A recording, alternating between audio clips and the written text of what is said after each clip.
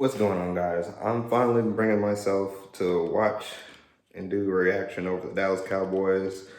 This was a hard game to watch. It was dismal in every fashion. I want Jason Garrett gone. I really want him gone badly. And now DeMarcus Lawrence has made some comments that are interesting, and he's an interesting character himself because now he's commenting on the team and not necessarily the team, but Garrett, I should say, without even calling him out specifically.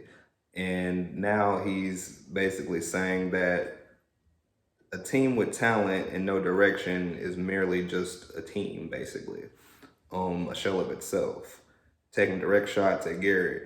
And all the pundits, all the news pundits and sports pundits, they're basically saying, why are you taking direct shots at your head coach? Why aren't you worried about the way that you're performing and playing and the way you're supposed to be playing? Especially since Jerry Jones has made you the highest paid Dallas Cowboy in the history of the franchise. You should be performing like it, and you're not. So therefore, that's why everyone has an issue with him and has a problem with him. But I'm finally about to do the reaction. This is going to be hard to do, simply because the Eagles now have control of the division. I don't expect them to lose against the Giants. If they lose to the Giants, I guess you could say that was a Christmas gift to us. But I don't think they'll lose. But who knows? Anything can happen. Anything can happen. Because they barely beat them in overtime, but I don't think they're going to lose to them. There's too much riding on the game, and they're just way better than them. And the way Carson Wentz is playing right now, he is playing like the guy that they thought he was. So I just don't see them losing. But without any further ado, here goes the reaction. And they just really had commanded the ball game as soon as it started, from start to finish. As soon as he caught that shit, I knew it was gonna be a long day for us.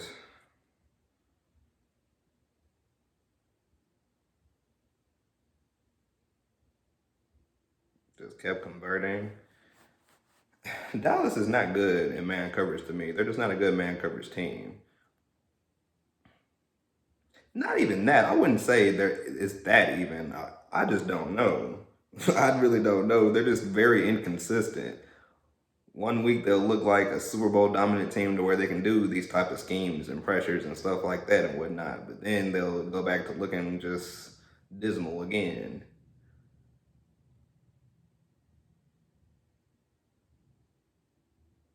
I thought he was gonna miss.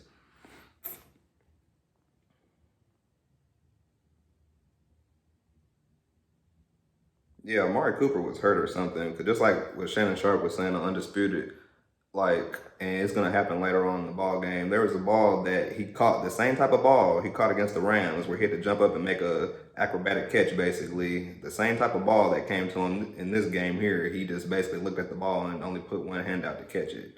So I don't know what happened to Amari. I don't know if he's hurt or what. I think he's hurt, and he's just very a nonchalant person when he's speaking about his injuries and things of that nature. So you really can't get a good feel of where he's at in his production. And this is the touchdown. Yeah, Carson Wentz, he was just on point. He was just on point. He found the seam in the cover three to the tight end.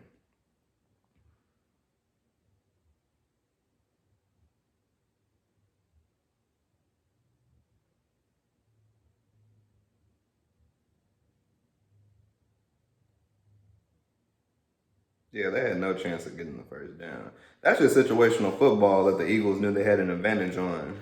And that's another thing. Dallas does not play situational football very well. They can, but not very well to me.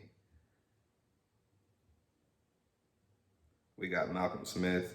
I mean, it's utterly for nothing now. I mean, if Dallas makes it into the playoffs, which I don't really think will happen, but if they do go into the playoffs, I guess he's a nice addition. He played under Richard, so I see what they're doing there.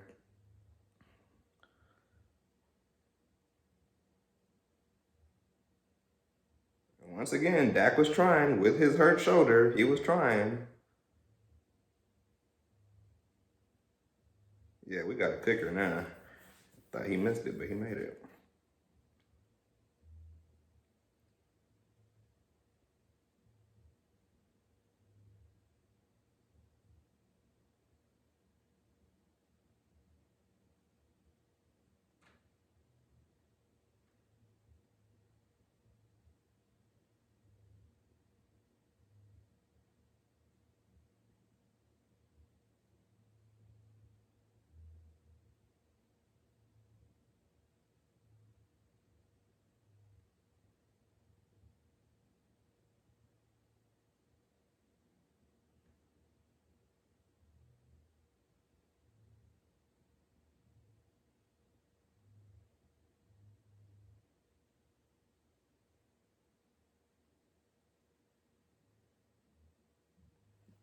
Yeah, this is a matter of situational football and play calling because Dak is just taking what the defense is giving to him. People will be quick to criticize him and things of that nature. He's taking what the defense is giving to him and what the situation is within that play. That's the only route was really open, so he had to take it. Kellen Moore, he's a good coordinator, and he did call a good ball game. He handled it fairly well, I should say. There are some plays like the previous one where he could have handled better, but for the most part, he called a good game. The receivers just started dropping passes, like that one right there. Amari, I don't know. I don't know what happened to Amari Cooper. I don't know what happened to him. That was an easy catch, and he dropped it, which stalled the drive, and yeah, and the Eagles got the ball back, started moving it again. That's another thing. The Eagles touched the ball more than what they should have because of a lot of those drop passes. So, and I think they said we had like 10 drop passes, which stopped us from scoring points. So, yeah, that should have been, just like they were saying, that should have been caught. Man, I'm gonna lie. And then he missed the field goal. See, at that point, that's where Dallas receives momentum of the ball game, I should say. But Dallas and their dismal head coach doesn't know how to capitalize off of shit like that, which is why I want him gone.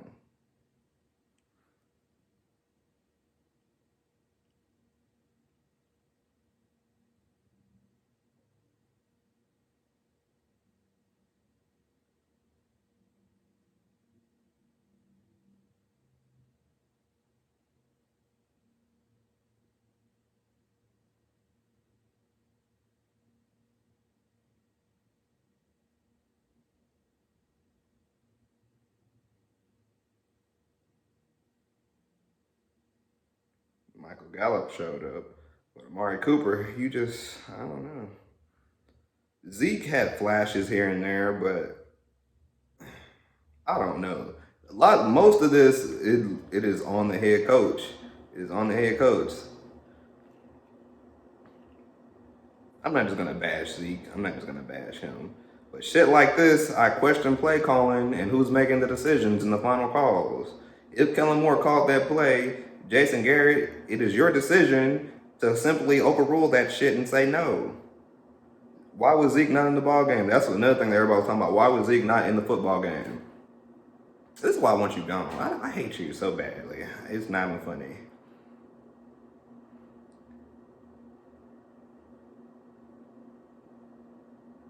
We had control of the division virtually the whole entire season. And we let these motherfuckers retake control of the division.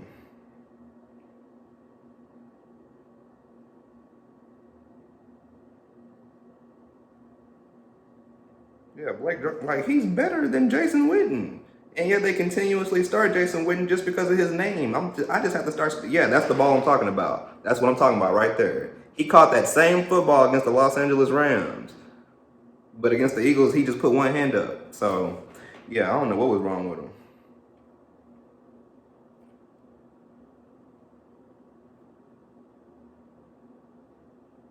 Yeah, once he caught that shit, I was like, yeah, they're going to score this drive. They're too determined.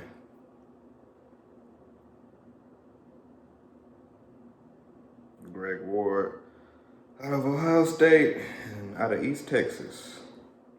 John Tyler. Yeah, they were too determined that drive. And really, once they scored that, you could kind of sense the Philly momentum, and you could just kind of sense that this was their game to win. Yeah.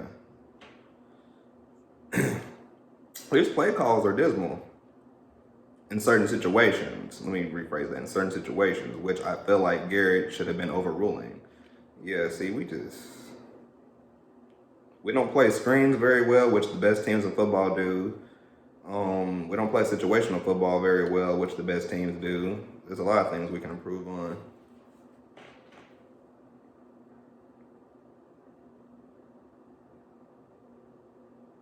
Once again, Dallas had opportunities. That's why I was so pissed. We had so many opportunities. That's why I said even if we do go to the playoffs, I don't think we really deserve to be in the playoffs.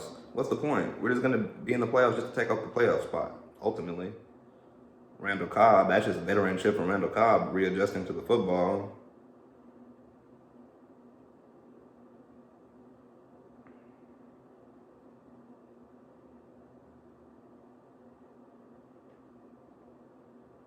That low key should have been caught. Gallup, you would think, would have laid out to try to catch that football, but he didn't. Wasn't too mad at him, but I would have liked to have seen that, considering the magnitude of the football game. Yeah, matched up against Jeff Heath, I'll take that shit all day too. Jeff Heath ain't shit. That's why they drafted Donovan Wilson out of Texas A&M. Man,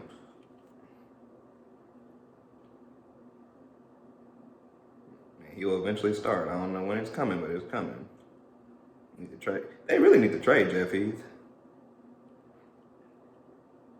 I'm not saying he's sorry, but he's just a hustle player, and that's ultimately what he is. But in terms of situational football and schematics and having to cover and cover well, I just don't see him fitting that mold very well. He's not a free safety. He's a strong safety that can come down and play the run and can come down and load the box for you, but he's not a coverage guy. And I don't think Dallas really wants to accept that. They see their safeties as being versatile, which you want your safeties to be, but Jeff Heath is not that type of safety. I've always said that.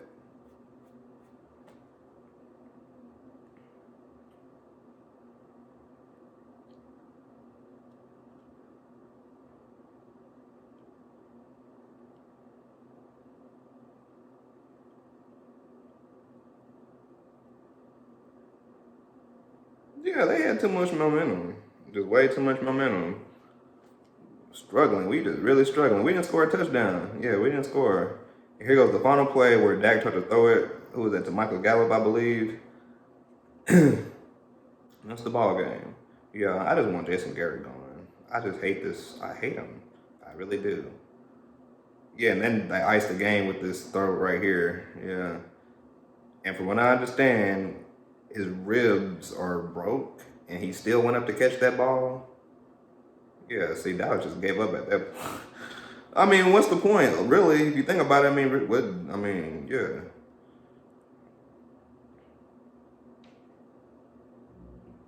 Playoffs, here comes Philadelphia. But yeah, Doug Peterson deserves a lot of credit. He really does, because what he has done is he has taken a lifeless football team and restored life to them, which is very hard to do, especially as a head coach. That's something Garrett can't do, which is why I want him gone. And now Beast Mode is back. That is probably one of the biggest shakeups of this whole entire NFL season, because now the Seahawks, and people keep saying, well, Marshawn Lynch, he's back, but he's been on the couch and things of that nature. What is he really going to do for Seattle? What can he do for Seattle? Is he really going to be a big spark for them? I believe so, because once that defense sees Skittle walking into the meeting rooms and sees him walking into the facility, getting ready to play playoff football, he just simply elevates, is what I'm trying to say. He elevates everyone's style of play because of his style of play. And when he knows all he has to do is simply win maybe one or two football games, because Seattle is going to have the number 1 or 2 seeds just because of their record alone and who they've beaten. They've already beaten the 49ers once. Yeah, even though they lost to Arizona, but Arizona is not going to contend for anything relatively. So, yeah, you have them possibly having the number 1 or 2 seed and only having to win one game to be in the NFC Championship. So you're saying Skittles just has to basically have perfect play for 1 or 2, possibly even 3 games if they make it to a Super Bowl? You ask me, I think he could elevate the style of play of the whole entire football team and really make them step it up a notch in playoff football, even though that they already do that just because of the type of culture they've established there and the type of head coach they have. But on top of that, him and his presence returning and the way he runs the football, vintage running style of running the football, yeah, will he do that again in terms of what he did to the Saints in the playoffs that one year? Probably not. But in terms of just getting you those short distance runs, there's not too many people I'll bet on other than him. So, yeah, that Dallas game hurt me. Like I said, we don't deserve to be in the playoffs. Even if we do make it to the playoffs, if Philadelphia loses to the Giants, which would be the biggest head scratcher of 2019. I'll have to say that would be the biggest head scratcher. But I don't see them losing to them, so